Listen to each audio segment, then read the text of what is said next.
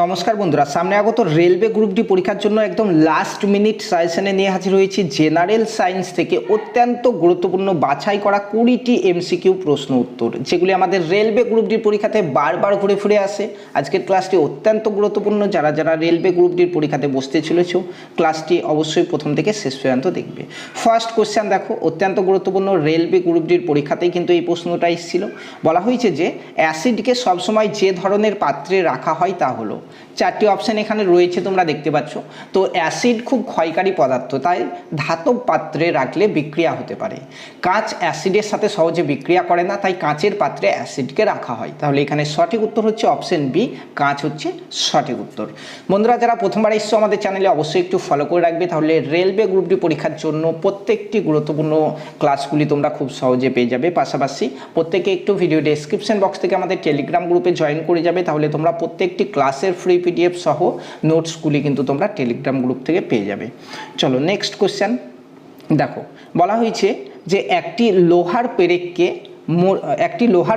মরচে পড়লে iron oxide তৈরি হয় এবং তার সঙ্গে কি হয়? একটি লোহার পেরেকে মরচে পড়লে আয়রন অক্সাইড তো তৈরি হয় এবং তার সঙ্গে কি হয়?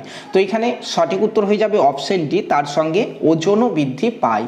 লোহা বাতাসের অক্সিজেনের সঙ্গে বিক্রিয়া করে মরচে তৈরি করে, এতে অক্সিজেন যুক্ত হওয়ায় লোহার ওজন বেড়ে যায়। তাহলে option D is the right answer. Next 3 number question দেখো।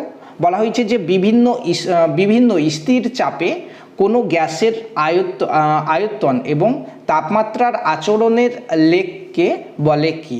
বিভিন্ন স্থির চাপে কোনো গ্যাসের আয়তন ও তাপমাত্রার আচরণের লেখকে বলা হয়, সঠিক উত্তর হচ্ছে আইসোবার। অপশন বি হচ্ছে এখানে সঠিক উত্তর।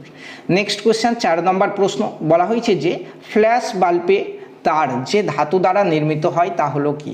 ফ্ল্যাশ বাল্বের তার যে ধাতু দ্বারা নির্মিত হয় সেটি কি? সঠিক উত্তর হয়ে যাবে ফ্ল্যাশ বাল্বে ম্যাগনেসিয়ামের তার ব্যবহার করা হয়, কারণ এটি দ্রুত জ্বলে উজ্জ্বল আলো সৃষ্টি করে। তাহলে সঠিক অ্যান্সার অপশন সি, ম্যাগনেসিয়াম হচ্ছে এখানে সঠিক উত্তর। নেক্সট 5 নম্বর কোশ্চেন। বলা হয়েছে যে কঠিন কার্বন ডাই অক্সাইডকে বলা হয় কি? কঠিন কার্বন ডাই অক্সাইডকে বলা হয় শুষ্ক বরফ। কঠিন কার্বন ডাই অক্সাইডকে শুষ্ক বরফ বলা হয়, এটি গলে তরল না হয়ে সরাসরি গ্যাসে পরিণত হয়।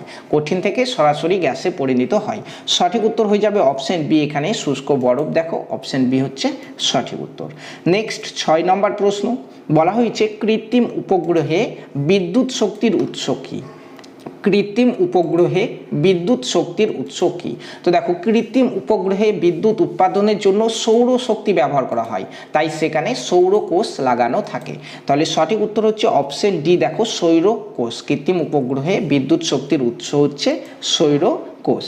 নেক্সট 7 নম্বর কোশ্চেন। বলা হয়েছে যে ফল পাকাতে নিম্নলিখিতর মধ্যে কোনটি ব্যবহার করা হয়?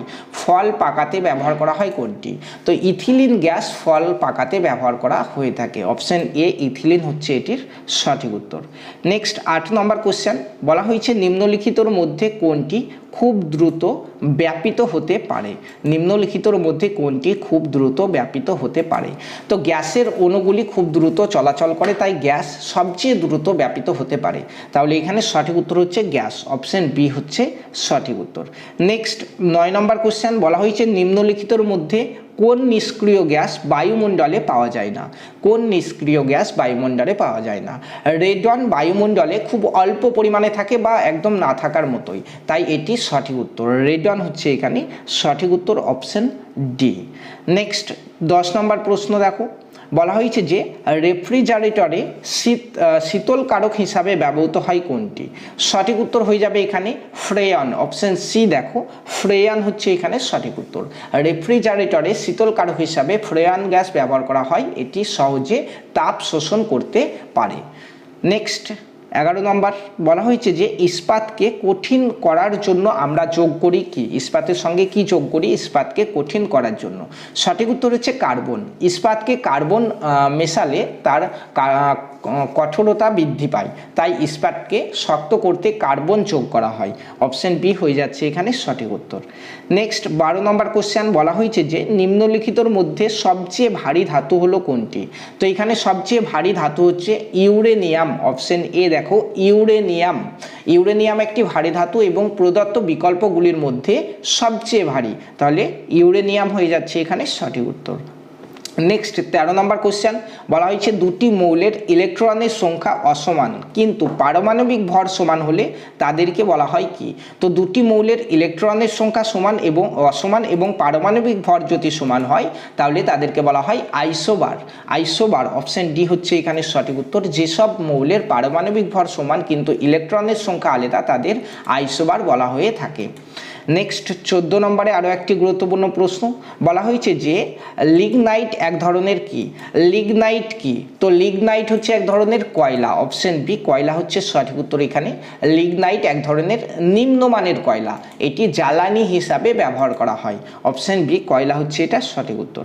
নেক্সট 15 নম্বর কোশ্চেন বলা হয়েছে যে জৈব গ্যাসে প্রধানত কোন গ্যাস থাকে?